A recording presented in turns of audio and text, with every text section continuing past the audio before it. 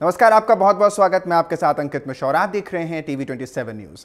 कांग्रेस से निष्कासित नेता आचार्य प्रमोद कृष्णम ने कांग्रेस को लेकर ही बड़ा बयान दे दिया है। अब उन्होंने कहा है कि मुझे कल रात कई न्यूज चैनलों के माध्यम से यह जानकारी मिली कि कांग्रेस पार्टी ने एक चिट्ठी जारी की है, जिसमें उन्होंने कहा है कि पार्टी विरोधी गतिविधियों के कारण आचार्य प्रमोद कृष्णम को 6 साल के लिए पार्टी से निष्कासित किया जाता है।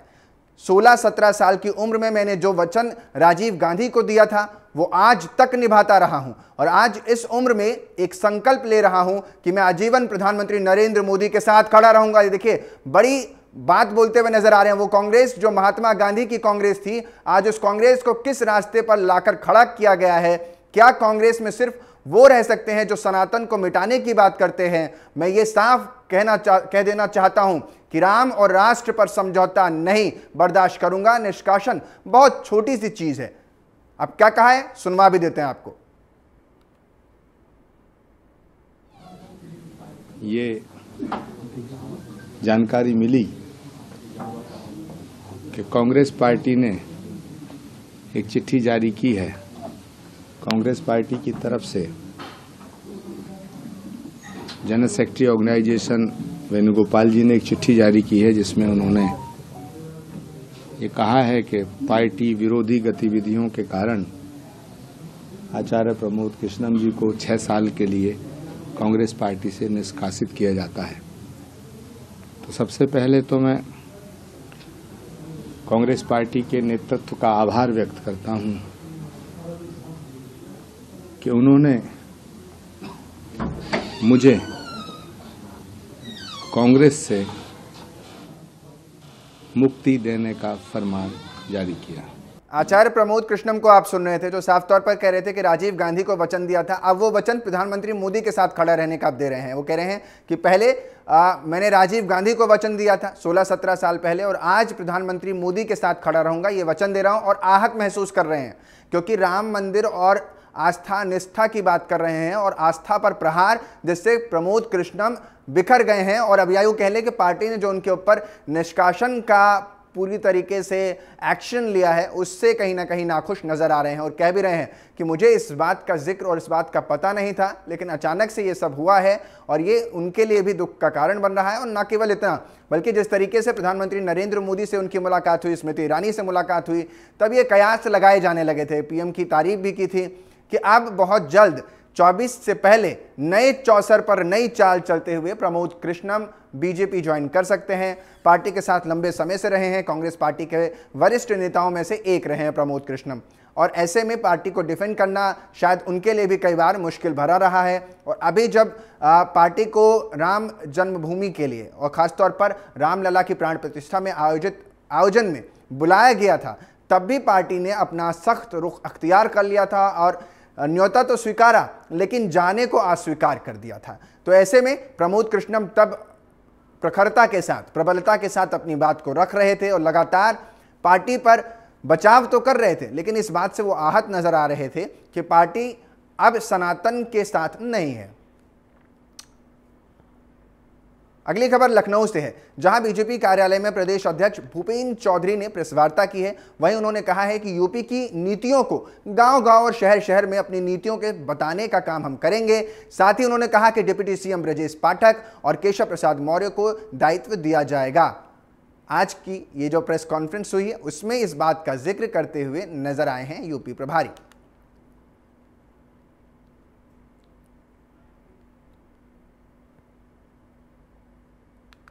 तो भारतीय जनता पार्टी अपने पूरे कामकाज का लेखा जोखा लेकर हमारे संगठन सारा, चाहे हमारी भाजपा हो या हमारे मोर्चे प्रकोष्ठ, इस व्यापक जनसंपर्क के साथ जनता के बीच में अपना रिपोर्ट कार्ड लेकर, अपना कामकाज का लेखा जोखा लेकर अलग अलग कार्यक्रमों के माध्यम से हम जनता के बीच में हैं। और मुझे विश्वास है कि हमने जो काम किए हैं, हमारी सरकार ने जो काम किए हैं, केंद्र की सरकार ने, राज्य की सरकार ने, उसका रिपोर्ट कार्ड लेकर हम जनता के बीच में रखेंगे। लोकसभा चुनाव से पहला हमारा ये 2 बड़े व्यापक जनसंपर्क के कार्यक्रम हैं। पार्टी का गांव चलो अभियान, इसमें हमने 1,72,000 स्थानों को चिन्हित किया है। ऐसे ही गांव परिक्रमा जो किसान मोर्चे के द्वारा आयोजित है, उसमें कल 12 तारीख को माननीय राष्ट्रीय अध्यक्ष जी उसका उद्घाटन करेंगे और 5 मार्च तक इस अभियान को हमें चलाना है। किसान मोर्चे की जो गांव परिक्रमा का कार्यक्रम है उसमें गांव में हम लोग चौपाल करेंगे। यूपी बीजेपी अध्यक्ष भूपेंद्र चौधरी को आप सुन रहे थे। भूपेंद्र चौधरी साफ तौर पर कह रहे हैं कि जो पार्टी की नीतियां हैं और जिस नीयत के साथ काम किया गया है, अब बारी आ गई है कि जनता के बीच इसको ले जाया जाए। और साफ तौर पर इसी को लेकर प्रदेश अध्यक्ष भूपेंद्र चौधरी ने कहा है कि हमने मुख्यमंत्री या यूं कह लें उप मुख्यमंत्रियों को इसके लेकर के जिम्मेदारी दे दी है कि तमाम जो लोग हैं डिप्टी सीएम को ये दायित्व दिए गए हैं और जो उस पार्टी के जो कार्यकर्ता हैं उनको भी ये दायित्व कहीं ना कहीं पहुंचा दिया गया है कि जो नीतियां हैं अब उन्हें आप तो लोगों तक जो पहुंची हैं उसको बताने का समय आ गया है। आप लोग इसको सुचारू रूप से चालू कर दें क्योंकि 24 का चुनाव है और 24 के रण में चौसर हर कोई बिछा रहा है और हर कोई सिर्फ जनता के चौखट पर जाना चाहता है और जनता को अपने वायदे और अपने किए गए कामों को गिना देना चाहता है। और ऐसे में अब देखना दिलचस्प होगा कि 24 के चौसर में कौन बाजी मारेगा और कौन चौखट तक तो आएगा लेकिन जीत के पीछे ही रह जाएगा, क्योंकि इस वक्त भारतीय जनता पार्टी पूरी कोशिश के साथ आगे बढ़ती हुई नजर आ रही है। और इसी में बीजेपी प्रदेश अध्यक्ष भूपेंद्र चौधरी को आप सुन रहे थे। मुख्यमंत्री योगी आदित्यनाथ और विधानसभा अध्यक्ष सतीश महाना के आह्वान पर सपा पार्टी को छोड़कर और सभी दलों के विधायक अयोध्या पहुंचकर रामलला के दर्शन करने पहुंचे हैं। इस दौरान सभी विधायकों ने सीएम योगी का आभार भी व्यक्त किया है। कांग्रेस विधायक आराधना मिश्रा मोना ने कहा है कि अवध से हमारा पुराना रिश्ता रहा है, बचपन से यहां आती रही हूं, आज दर्शन का बहुत ही पुण्य अवसर प्राप्त हुआ है। वहीं बसपा के विधायक उमाशंकर सिंह ने कहा है कि मुख्यमंत्री और विधानसभा अध्यक्ष का आभार जताते हैं कि उन्होंने यह अवसर उपलब्ध कराया, जो व्यवस्था की गई है वो बेहद अद्भुत है। यानी ये तस्वीर आप उसी की देख रहे हैं जहां प्रदेश के तमाम विभूतियों को लेकर के मुख्यमंत्री आज रामलला के दरबार पहुंचे हैं।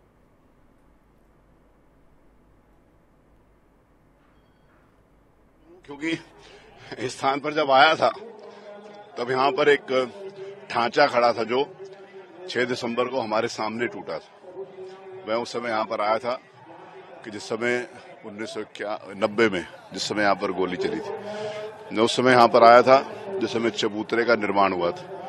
मैं उस समय यहाँ पर आया था जिस समय यहाँ का शिलान्यास हुआ था। मैं उस समय यहाँ पर आया था जिस समय यहाँ पर मंदिर का निर्माण शुरू हुआ।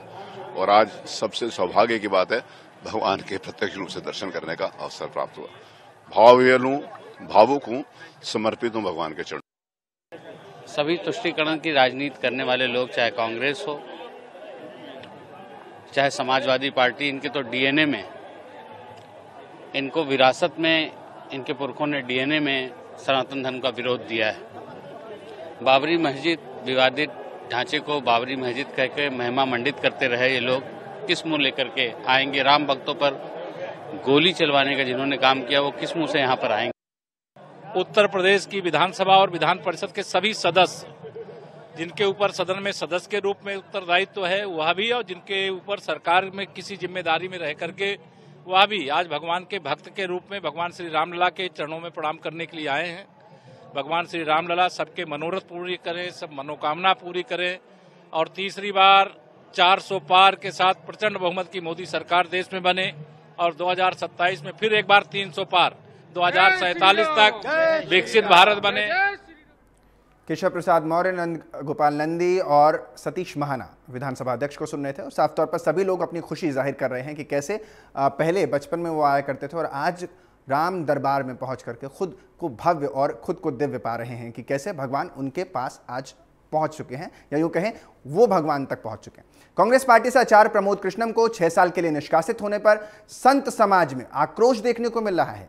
वहीं आचार्य कृष्णम ने कहा है कि राम और राष्ट्र से कतई समझौता नहीं किया जाएगा। प्रमोद कृष्णम सनातन को लेकर लगातार अपने बयान देते रहे हैं। वहीं श्री पंच दशनाम जूना अखाड़ा के अंतर्राष्ट्रीय प्रवक्ता श्री महंत नारायण गिरी का कहना है कि प्रमोद कृष्णम के निष्कासन को लेकर श्री पंच दशनाम जुड़ा अखाड़े ने निंदा प्रस्ताव पास किया है, जहां महंत नारायण गिरी ने कहा है कि कांग्रेस ने संत का अपमान किया है और क्या कुछ कहा है उन्होंने, अब आपको सुनवा भी देते हैं।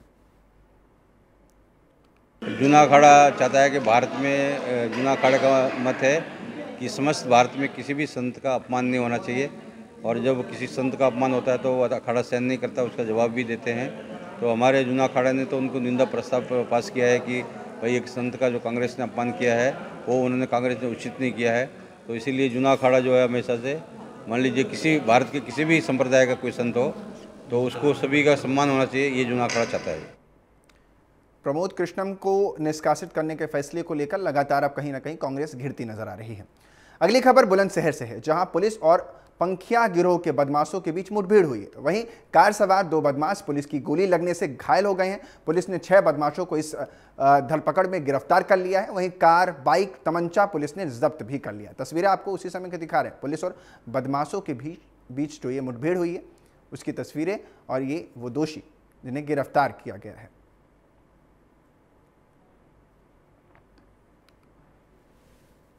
वरिष्ठ पुलिस अधीक्षक महोदय बुलंदशहर के निर्देश पर अपराधियों पर नियंत्रण के क्रम में खुर्जा देहात पुलिस द्वारा चेकिंग की जा रही थी। चेकिंग के दौरान ही सूचना मिली कि मुखबिर के द्वारा कि क्षेत्र में कुछ बदमाश आए हुए हैं और अपराध करना चाह रहे हैं। यह सूचना जनपदीय स्वाट टीम को भी दी गई और उनको भी बुलाया गया और फिर बदमाशों की तलाश की गई। और उसी दौरान चेकिंग के समय एक कार अर्टिगा आती दिखाई पड़ी, जिसे चेक करने हेतु रोका गया। तो उसमें से 2 बदमाश उतर कर भागे और उन्होंने पुलिस पर फायरिंग करते हुए भाग खड़े हुए, जिस पर पुलिस द्वारा अपने आत्मरक्षार्थ क्रॉस फायरिंग की गई, जिसमें 2 बदमाश घायल हुए और वहां पर 2 बदमाश पकड़े गए। उनसे जानकारी यह मिली कि उनके कुछ साथी खुर्जा नगर की तरफ गए हुए हैं, जिस पर सर्किल खुर्जा की फोर्स को चेकिंग के लिए लगाया गया और गहनता से चेकिंग का निर्देश दिया गया। मेरे सहयोगी कदीम राजपूत इसी खबर पर ज़्यादा जानकारी के साथ जुड़ गए हैं। कदीम, क्या ये पूरा वाकया रहा है और कैसे पुलिस और बदमाशों के बीच जो ये मुठभेड़ हुई है, कितने लोग इसमें गिरफ्तार हुए हैं और क्या कुछ तस्वीरें रही हैं? जी बिल्कुल अंकित, आपको बता दें कि बुलंदशहर में पुलिस व पंखिया गिरोह के बदमाशों के बीच में मुठभेड़ हुई है। साथ ही बता दें अंकित की स्वाट टीम व खुर्जा पुलिस की पंखिया गैंग के शातिर बदमाशों से मुठभेड़ हुई है। वहीं एक ही रात में 2 अलग अलग थाना खुर्जा देहात व खुर्जा नगर क्षेत्र में पुलिस और पंखिया गैंग के बदमाशों के बीच ये जबरदस्त मुठभेड़ हुई है। अंकित बता दें कि खुर्जा देहात क्षेत्र में आरटी का कार में सवार 2 बदमाश और पुलिस की जो गोली लगने से वो घायल हुए हैं। वहीं बता दें अंकित की खुर्जा नगर क्षेत्र में भी बाइक सवार 2 बदमाशों से पुलिस की गोली लगी है, जो कि पुलिस गोली लगने से जो खुर्जानगर क्षेत्र में भी जो बदमाश थे, बाइक सवार बदमाश, वो भी घायल हुए हैं। साथ ही कॉम्बिंग कर घेराबंदी कर घायल बदमाशों के 2 अन्य साथी भी पुलिस ने गिरफ्तार किए हैं। अंकित बता दें कि पुलिस द्वारा मिली जानकारी के अनुसार पकड़े गए पंखिया गैंग के 6 साथी बदमाश किसी बड़ी वारदात को अंजाम देने के लिए कार व बाइक पर सवार होकर अलग अलग क्षेत्रों में निकले थे। वहीं आरोपियों से जिंदा खोखा, कारतूस, तमंचे, कार और बाइक भी बरामद की गई है। अंकित बता दें कि घायल बदमाशों को उपचार के लिए अस्पताल में भर्ती कराया गया है, जिनका उपचार जारी है। पकड़े गए सभी बदमाश अलग अलग जनपदों के निवासी हैं। वहीं स्वाट टीम और खुर्जा पुलिस व खुर्जा देहात पुलिस की ये बड़ी कामयाबी मानी जा रही है। अंकित जी, कदीम, बड़ी कामयाबी का आप जिक्र कर रहे हैं और लगातार उत्तर प्रदेश में शासन का खौफ कहीं ना कहीं आज नजर भी आता है और ये तस्वीरें लगातार ऐसी बुलंदशहर ही नहीं बल्कि उत्तर प्रदेश के हर जिले से देखने को मिलती है। पुलिस मुस्तैदी के साथ इन लोगों को पकड़ती है। क्या कुछ इनके पास से बरामद हुआ है और किन किन धाराओं में इन पर केस दर्ज किया गया है? बिल्कुल अंकित, बता दें कि जिस तरह से जब से योगी सरकार प्रदेश के अंदर काम कर रही है और लगातार जो माफिया हैं, जो बदमाश हैं, उन पर कार्रवाई की बात करें तो कहीं ना कहीं बुलंदशहर के अंदर भी पहले ऐसी कई तस्वीरें देखी गई थी कि जो बदमाश थे वो खुद ही थानों में जाकर सरेंडर कर रहे थे। वहीं अगर अब ताजा मामले की बात करें तो बुलंदशहर ने 6 शातिर बदमाशों को फिर बुलंदशहर पुलिस ने 6 शातिर बदमाशों को फिर गिरफ्तार किया है, जिनसे जिंदा खोखा, कारतूस, तमंचे, कार और बाइक भी बरामद की गई है। और लगातार गंभीरता से पुलिस और भी कई तथ्यों पर जांच कर रही है कि और बता दें कि जो बुलंदशहर पुलिस बता रही है कि इसमें जो घायल बदमाश है उनके पुरानी आपराधिक इतिहास भी बताए जा रहे हैं। वहीं 4 बदमाश जो है वो पुलिस की गोली लगने से घायल भी हुए हैं। जी, बहुत बहुत शुक्रिया कदीम तमाम जानकारी देने के लिए। बुलंदशहर की तस्वीरें हम दिखा रहे थे जहां पर पुलिस का कार्रवाई से कहीं ना कहीं अपराधियों में खौफ देखने को मिलता है। बुलंदशहर के बाद अब आपको ले चलते हैं पीलीभीत, जहां कार बाइक के आमने सामने टक्कर होने की वजह से बड़ा हादसा हो गया है। कार की टक्कर से बाइक पर सवार दोनों युवक गंभीर रूप से घायल हो गए हैं। सूचना पर पुलिस भी वहां पर पहुंची है और कार को कब्जे में लेकर घायलों को इलाज के लिए आसपास के ही अस्पताल में भेजा गया है, जहां पर ये तस्वीरें देख रहे हैं, जहां बाइक पर सवार 2 लोग गंभीर रूप से घायल हुए हैं और इलाज के लिए घायलों को भर्ती कराया गया है। कार और बाइक की भिड़ंत में 2 लोग घायल भी हुए हैं, उन्हें अस्पतालों में भर्ती करा दिया गया है।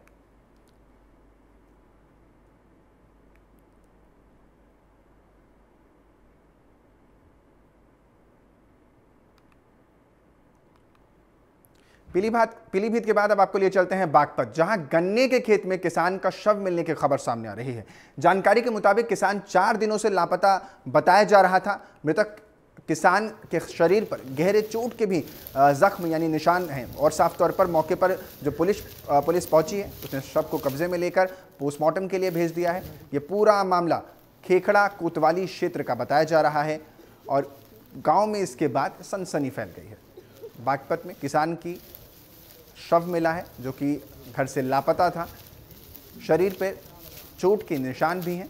पुलिस ने शव को पोस्टमार्टम के लिए भेज दिया है, ऑटोप्सी के लिए ऑटोप्सी सेंटर भेज दिया है। शरीर पर गहरे चोट के निशान भी हैं। बागपत ज़िले की यह खबर है। यूपी के खेत में किसान का शव मिला है, लापता किसान था। लगातार परिवार वाले कोशिश कर रहे थे कि कुछ पता लग सके, लेकिन पुलिस ने अब जब खबर आई तो पूरा गांव कहीं ना कहीं सदके में आ गया है। शरीर पर गहरे चोट के निशान और पुलिस ने शव को कस्टडी में लेकर, सबको अपने कब्जे में लेकर पोस्टमार्टम के लिए भेज दिया है।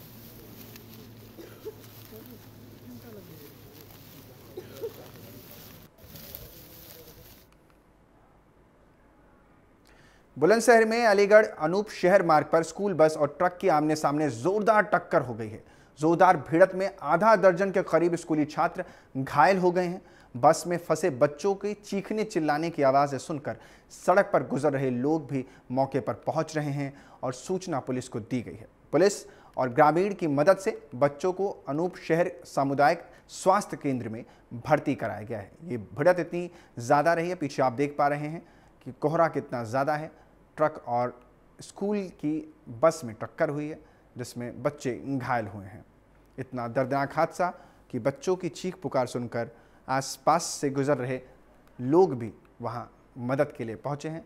सूचना पर पुलिस को इत्तला किया गया और पुलिस मौके पर पहुंचकर लगातार छानबीन कर रही है।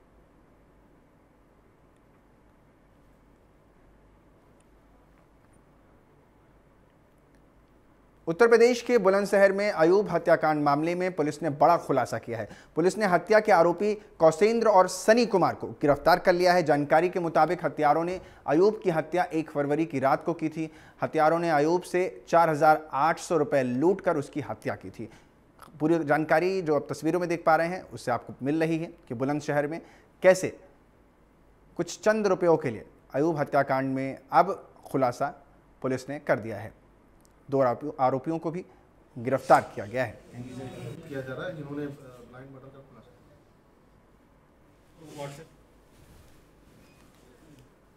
हत्या के 2 आरोपियों को गिरफ्तार किया गया है। 1 फरवरी को अयूब की हत्या हुई थी। पुलिस ने 2 हत्यारों को गिरफ्तार किया है। इस हत्याकांड को पर्दाफाश बुलंदशहर पुलिस यानी उत्तर प्रदेश की पुलिस ने कर दिया है और साफ तौर पर एसपी सिटी बुलंदशहर शंकर प्रसाद इसको प्रमुखता से इसकी नेतृत्व करते नजर आए। और बुलंदशहर की ये तस्वीरें हैं जहां पर ये दोनों ही अपराधी अब पुलिस के हत्थे चढ़ चुके हैं। अयूब हत्याकांड में ये दोषी थे जिसके बाद पकड़दारी हुई है।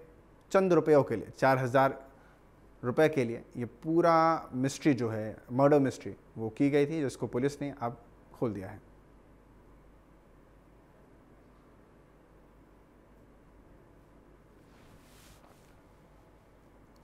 फिलहाल वक्त हो चला एक छोटे से ब्रेक का। बने रहिए हमारे साथ, देखते रहिए TV 27।